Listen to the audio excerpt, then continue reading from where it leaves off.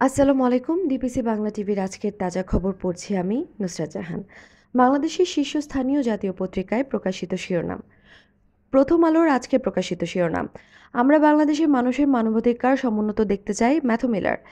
দায়ী ব্যক্তিদের বিচার হওয়ার পর আওয়ামী লীগকে নির্বাচনে স্বাগত জানানো হবে, ডক্টর ইউনূস।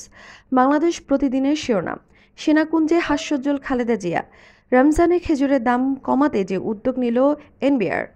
ইত্তেফাকের শিরোনাম, আবারও বাড়ল সোনার দাম, খালেদা জিয়ার সঙ্গে কী কথা হলো মাহফুজ নাহিদ আসিফের।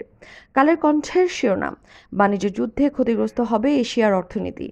ডিসেম্বরে বাংলাদেশ ভারত বৈঠকের প্রস্তুতি, হাসিনার প্রত্যর্পণ নিয়ে আলোচনার সম্ভাবনা। নয়াদিগন্তের শিরোনাম, বেতন পেয়ে অবরোধ প্রত্যাহার করলেন বেসকিমকোর শ্রমিকরা।